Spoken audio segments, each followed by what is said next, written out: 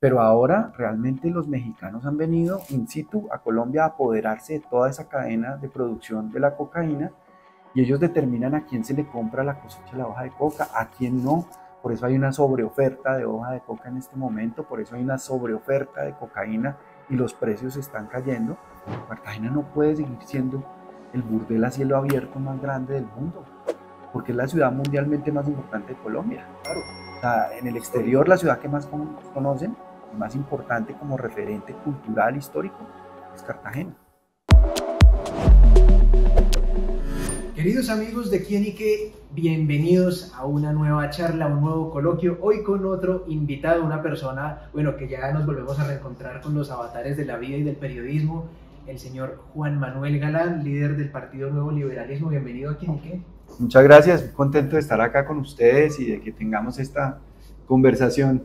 No, qué bueno, Juan Manuel, gracias. Y bueno, creo que quiero arrancar preguntándole por un tema que realmente me parece fundamental para la coyuntura nacional y especialmente de cara a las elecciones que se avecinan, y es como un llamado, una denuncia sobre la seguridad y sobre la cantidad de organizaciones criminales que están operando en los 32 departamentos del país y que parece que hemos naturalizado pues como parte de nuestra violencia cotidiana.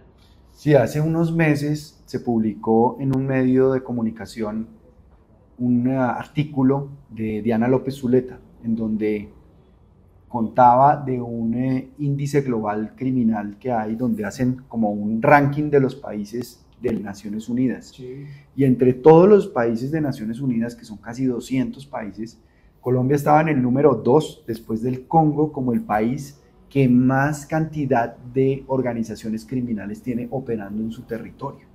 Y estamos hablando de organizaciones criminales robustas en términos de estructura, en términos de financiación, en términos de capacidad armada. Y, por supuesto, ahora vamos a adelantar unos comicios el 29 de octubre donde vamos a elegir alcaldes, gobernadores, diputados, vamos a elegir concejales, juntas administradoras locales, y parece que esa realidad como que la ignoráramos. O sea, es como el elefante en el cuarto, que todo el mundo lo siente, pero como que se ignora. Y el gobierno nacional, que pues ha liderado desde el Ministerio del Interior una comisión de garantías electorales, de seguimiento electoral, donde está la procuradora, donde está el Consejo Nacional Electoral, el registrador, está la policía, está el ejército, están todos los partidos políticos. Hemos hablado siempre de que no hay garantías en Colombia para realizar el 29 de octubre unas elecciones libres y justas. Y eso no lo hemos reconocido. Y la causa de eso son estas organizaciones criminales que están haciendo control territorial, se presentan como suplantando al Estado, imparten justicia, entonces imparten pena de muerte. Es decir, llegan a cometer asesinatos, extorsionan a los comerciantes y empresarios, les dicen por WhatsApp a qué horas tienen que abrir y a qué horas tienen que cerrar, según su ley, la ley que ellos imponen, la ley criminal. Se apoderan de las redes de microtráfico, extorsionan, están secuestrando. Por ejemplo, en Barranquilla hay 15 bandas sicariales operando, controlan el gota a gota, que también es la manera más cruel de someter a la gente a la brava, a una esclavitud. Exacto. Y están perfilando candidatos y están identificando cuáles son los candidatos que les van a permitir ganar alcaldías donde a ellos les interesa ganar esas alcaldías, donde les interesa también controlar todas las redes de rentas criminales que manejan, tener seguridad y apoderarse de la contratación, porque los programas de alimentación escolar, por ejemplo, son presa fácil de esas organizaciones. Entonces, no solamente se aprovechan de la debilidad del Estado para cooptarlo, sino que lo suplantan descaradamente. Entonces, pues no hay garantías de seguridad, no hay garantías de financiación transparente de las campañas políticas el próximo 29 de octubre. Y seguimos repitiendo la historia en Colombia de campañas financiadas por el narcotráfico, de grupos ilegales criminales financiados por el narcotráfico, operando en el territorio. Pues estamos en pleno escándalo de la financiación de la campaña de Gustavo Petro, presuntamente por narcotraficantes. Estamos regresando 30 años atrás con el proceso 8000, y además la defensa ahora es la misma, ¿no? Porque dicen, no, es que es una conspiración, es una persecución. Por fortuna la vicepresidenta ha salido y el propio presidente ha salido con declaraciones que van a respetar las investigaciones. Vamos a ver si eso en la práctica se cumple o si simplemente es un anuncio retórico. Un anuncio, sí, entonces, a eso nos enfrentamos el próximo 29 de octubre. ¿Qué hacer? Sé que es muy poco el tiempo, sé que casi que las alertas muchas veces se emiten, se dan, pero casi que se ignoran. ¿Qué hacer para que haya un mínimo de transparencia y sobre todo de garantía a la vida de muchos candidatos y electores que van a estar a finales de octubre haciendo estas actividades democráticas? Pues la última sesión de esta comisión de seguimiento electoral tuvo lugar en Cúcuta la semana pasada. Yo viajé hasta Cúcuta porque yo he querido hacer presencia directa como director del Nuevo Liberalismo en cada una de esas reuniones. Y volví a reiterar y a decir, porque cada entidad toma la palabra y entonces presenta los resultados de su gestión, ¿no? Entonces la Procuraduría dice que ha hecho, el Consejo Nacional Electoral dice que ha hecho, el registrador dice que ha hecho, el ministro del Interior que la lidera dice que ha hecho y así cada uno. Pero no ve uno una estrategia coordinada que reconozca la dimensión del desafío y del problema que vamos a enfrentar y que diseñe una estrategia donde todas estas entidades que están actuando como por su lado haciendo sus cosas se agrupen coordinadamente para enfrentar ese desafío de la presencia de estos grupos. Y algo que es fundamental, y es devolverle la capacidad operativa y operacional a la fuerza pública. Si el comandante supremo de las fuerzas militares y de la policía, que es el presidente de la República, no le da instrucciones precisas a la fuerza pública de hacer presencia territorial, de defender a la población civil frente a la presencia de estos criminales, o sea, el ejército le descabezaron 50 generales. Esos son 2000 años de experiencia que fueron tiradas a la caneca. Puede que algunos de esos generales merecieran ser retirados, probablemente, y qué bueno que los hayan retirados, pero más de 50. Es decir, la capacidad operativa de la fuerza pública está defenestrada, claro, está disminuida. Entonces, esa sería una medida inmediata de choque, que es darle todas las herramientas y la capacidad y la instrucción operativa a la fuerza pública para ir al territorio y contrarrestar ese avance de las organizaciones criminales. Que estas organizaciones tienen un elemento diferencial y que agrava las situaciones que muchas tienen una acción internacional. Estamos hablando de carteles mexicanos que están en Antioquia, que están en el Urabá, que están en... Es que esos carteles mexicanos convirtieron ya a Colombia en una maquila de cocaína. Antes, en la época de Pablo Escobar y de los Rodríguez Orejuela, aquí se controlaba toda la cadena y el negocio, el fruto del negocio criminal. Pero ahora realmente los mexicanos han venido in situ a Colombia a apoderarse de toda esa cadena de producción de la cocaína y ellos determinan a quién se le compra la cosecha de la hoja de coca, a quién no. Por eso hay una sobreoferta de hoja de coca en este momento, por eso hay una sobreoferta de cocaína y los precios están cayendo. Entonces todos esos son factores que pues la fuerza pública necesita más presencia, más fortaleza, más herramientas, más presupuesto para cumplir su deber constitucional. Pero yo no entiendo por qué ignoramos eso. Se ha normalizado. ¿Se ha normalizado? Se ha normalizado, ya todo el mundo dice, sí, sí, el Clan del Golfo está acá, sí, el Clan del Golfo dice a qué hora se abre y se cierran las tiendas. Hay quienes sienten que eso es una autoridad válida al estar el Estado tan ausente. Claro, porque es el que imparte justicia, entonces ¿a quién acude la población si no hay Estado territorial legítimo, legal? Pues acude a esos tipos que son los que le resuelven el problema a la gente, de un problema con el vecino, de una disputa, y eso no puede ser, eso no puede ser. Es muy primitivo. Pasando un poco del orden público a la política electoral, hablemos del nuevo liberalismo. ¿Cómo está parado el nuevo liberalismo pues de cara a los comicios que vienen? Creo que son nuevos retos y hay muchos fichajes nuevos también. Sí, pues realmente el esfuerzo fue titánico, fue de una dimensión colosal en términos de cubrir todo el país, llegar a los consejos municipales, a las asambleas, a los líderes territoriales, porque la reconstrucción de un partido tiene que ser desde el territorio. Entonces, para nosotros los concejales, tener diputados es muy importante porque es la presencia, el primer referente político de liderazgo territorial. Sí. Entonces logramos presencia en 30 de los 32 departamentos, solo nos faltó Vaupés y Amazonas, donde luego logramos tener presencia. pero tenemos casi 5.000 candidatos inscritos, avalados por el nuevo liberalismo, que pasaron la ruta del aval, que tiene unos filtros también para el otorgamiento de los avales, en donde, por ejemplo, el primer filtro es pasar por el sistema de prevención de lavado de activos y lucha contra el terrorismo, la ventanilla única y la verificación de la hoja de vida. El otro filtro es mirar las propuestas de campaña, su pensamiento, su manera de ver la política, corresponde al ideario, si corresponde al ideario, los principios y los valores que el partido defiende. Ese es el punto 2. El punto 3, apoyar a nuestras listas a los consejos y a las asambleas. El punto 4, las líneas rojas. Dijimos, no vamos a aliarnos ni con el gobierno y el petrismo, sí, ni con el uribismo, tampoco.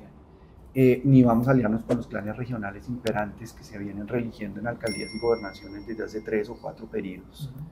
Eso tampoco, línea roja. Y quinto, un proceso de formación o capacitación de nuestros candidatos para que sepan cuál es la historia del nuevo liberalismo, por qué se desapareció el nuevo liberalismo, por qué lo exterminaron y le asesinaron a más de 50 de sus integrantes y por eso pues se acabó, cómo resurgió, por qué resurgió, qué causas defiende, cuáles son sus ideas, sus banderas. En todo eso hemos estado trabajando. No ha sido un trabajo fácil, con las herramientas que hemos tenido para trabajar, los recursos de funcionamiento que nos permitirían pues llevar a cabo toda esa labor. Ha sido unas contribuciones voluntarias de los comités territoriales, sí, que han permitido que el partido pueda tener hoy los candidatos que tiene, los avales que ha otorgado y tener presencia en prácticamente todo el país, con apuestas muy importantes como la alcaldía de Bogotá, sí, sí, sí, que nosotros somos el único aval de Carlos Fernando Galán a la alcaldía. Él pues representa el nuevo liberalismo como candidato a la alcaldía de Bogotá, con unas probabilidades altas de ganar. Sí. Tenemos también la apuesta en Cartagena de Dumec Turbay, que creemos que es una persona que demostró en la gobernación de Bolívar su capacidad gerencial, administrativa, de gobierno, y puede hacerlo desde la alcaldía de Cartagena porque esa ciudad está llevada. Es decir, necesita realmente una persona con los pies en la tierra que gerencie, administre y gobierne esa ciudad. Que tenga una buena consonancia con el Consejo, porque lo que ha pasado entre DAO y el Consejo de Cartagena ha sido una guerra de la que han sido perjudicados los ciudadanos. Claro, por eso tenemos lista al Consejo de Cartagena del nuevo liberalismo con unos candidatos magníficos que van a precisamente hacer control político, porque no es que le digan sí al alcalde para todo, no, tienen que hacer el control político como concejales, pero también pues facilitar que las cosas avancen. Cartagena no puede seguir siendo el burdel a cielo abierto más grande del mundo, sí, porque es la ciudad mundialmente más importante de Colombia. Claro. O sea, en el exterior la ciudad que más conocen y más importante como referente cultural histórico es Cartagena. Ahí me queda una pregunta bien importante, y es, antes de pasar a Bogotá, el funcionamiento y el financiamiento del nuevo liberalismo. ¿Qué tan difícil ha sido avalar a 5.000 candidatos pues con el presupuesto que tienen en este momento? Bueno, yo voy a tratar de hacer una explicación muy sencilla de tanto detalle que tiene esta historia, pero la historia es la siguiente. El nuevo liberalismo renace jurídicamente gracias a una sentencia de la Corte Constitucional que nos costó 5 años lograr, porque primero pasamos por el Consejo Nacional Electoral, el Consejo de Estado, hasta llegar a la Corte Constitucional, que por unanimidad nos restituyó la personería jurídica y pudimos reaparecer.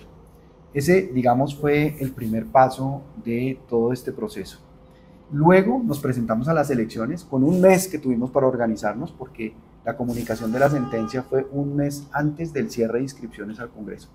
Logramos 370.000 votos al Senado, logramos 500.000 de votos a nivel nacional a la Cámara de Representantes con 2 representantes electos. Y yo logré 500.000 de votos en la consulta presidencial de la Centro Esperanza. Después de eso, ¿qué hicimos? Cumplir la sentencia que nos ordenaba en 6 meses hacer un Congreso Nacional para aprobar los nuevos estatutos del partido, el Código de Ética y la Ruta del Aval. En esos 6 meses hicimos 32 asambleas en todos los departamentos que eligieron democráticamente sus delegados al Congreso Nacional. Logramos 250 delegados del Congreso Nacional del nuevo liberalismo ya renacido. Y empezamos con los comités a trabajar, viajando, organizando el partido, perfilando candidatos. Y eso todo lo logramos con 260 millones de pesos de funcionamiento que tenemos asignados por año. Nosotros hemos dado una batalla jurídica porque el Consejo Nacional Electoral, lamentablemente en una interpretación que es equivocada, dice que nosotros somos un partido nuevo y que nosotros no cumplimos con el umbral para la elección pasada. Primero, no somos un partido nuevo. En 1986, el nuevo liberalismo eligió senadores y representantes a la Cámara, entre ellos mi padre fue elegido senador por el nuevo liberalismo en 1986. No somos un partido nuevo. Y segundo, teníamos una excepción expresa de la sentencia de la Corte Constitucional de que en la primera elección que participásemos no teníamos obligación para cumplir el umbral. No solamente para mantener la personería jurídica, sino para todos los efectos del umbral, que es la asignación de recursos de funcionamiento, pero también es todo lo que tiene que ver con la distribución de curules. Sí. Es decir, si el umbral se aplicara estrictamente en su amplio sentido al nuevo liberalismo bajo la sentencia de la Corte Constitucional, nosotros hoy tendríamos 2 senadores de la República, tendríamos otro presupuesto de funcionamiento asignado y pues obviamente mantendríamos la personería jurídica que hoy pues la mantenemos, porque hemos cumplido y acatado los mandatos de la Corte y los requerimientos del Consejo Nacional Electoral. Entonces esperamos que ese incidente de desacato sea favorable, sea positivo, para que el Consejo Nacional Electoral nos asigne los recursos que necesitamos para operar, porque pues yo respeto mucho el proceso de paz, los acuerdos de La Habana, pero este es un partido víctima de un exterminio. Las FARC pues se armaron, fueron a la lucha armada, se desmovilizaron y fundaron un partido político que es comunista.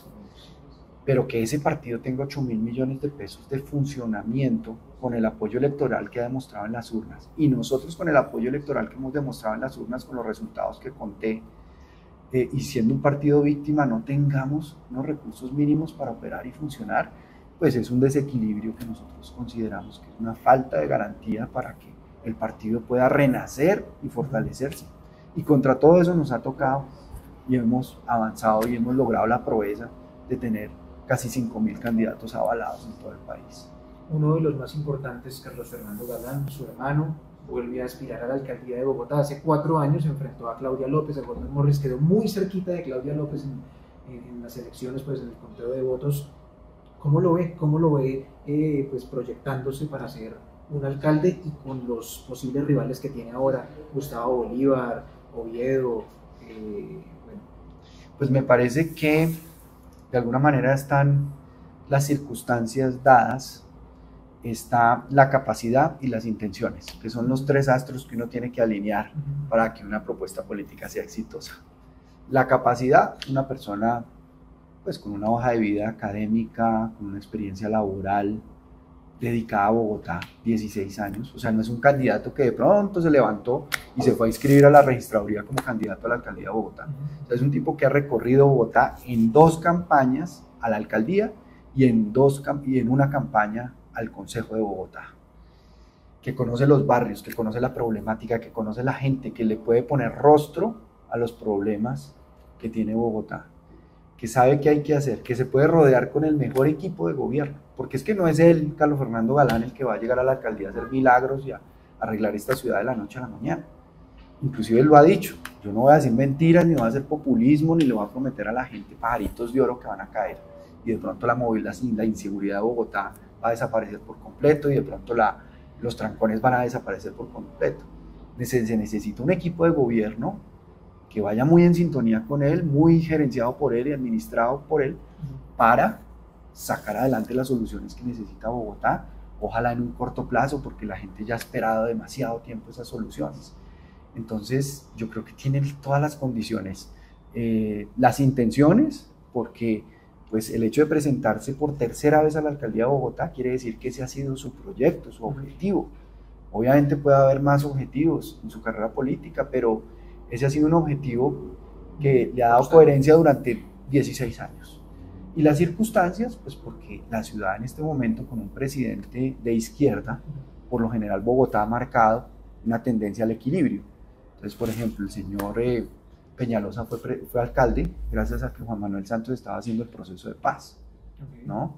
Luego Claudia López fue alcaldesa, viniendo desde la centroizquierda a izquierda, con un Iván Duque de presidente. Ahora que hay un Gustavo Petro, pues el péndulo se va a devolver en Bogotá probablemente, y la gente quiere pues marcar ese equilibrio. Y cierro también con otra pregunta de Bogotá, y eso es algo que me genera mucha curiosidad. En algún momento ustedes apoyaron mucho también a Mabel Lara, hizo parte de... Y lo pregunto es porque ya van dos periodistas que se salen un poco del periodismo y llegan a la política. Llegó a Sergio Barbosa, que quiere ir al Consejo de Bogotá y dice que busca un nuevo estilo para Bogotá. ¿Cómo fue pues ese contacto con él y la decisión de tenerlo en, pues, digamos que en el partido? Pues a mí me parece que la riqueza de un partido político que pretende representar a la sociedad e interpretarla es que la gente se va reflejada en ese partido. Y para nosotros tener diversidad, que es la gran característica de este país. Si algo caracteriza a este país en una palabra, es su diversidad, su biodiversidad, su multiculturalidad. Entonces, para nosotros tener puntos de vista, tener personas que vienen de diversas experiencias de vida, enriquece la política y enriquece esa conexión y esa interpretación que uno quiere tener con la sociedad como partido. Y por eso esas personas pues fueron invitadas y fueron convocadas pues, para que se animaran a participar. Yo creo que todas tienen mucho que aportar. Me parece que todo ese tema de Sergio Barbosa es valioso en términos de toda una industria, que es la industria de la moda, que pues la gente tiende a verla como una cosa trivial, como una cosa efímera, como una cosa light, pero detrás de eso hay muchos empleos, detrás de eso hay diseño, detrás de eso hay propiedad intelectual, detrás de eso hay todo un potencial también. Proyectos de vida. Proyectos de vida, entonces uno no puede tampoco ver eso como algo menor o como algo light, sino que me parece que es muy de fondo la propuesta que le está haciendo para Bogotá. Pues Juan Manuel, gracias por estar aquí en un gusto, muchísimas gracias. Mejores éxitos en esta contienda. No, yo cuando quieran aquí vengo feliz. Claro que sí. Gracias, Juan Manuel. Gracias.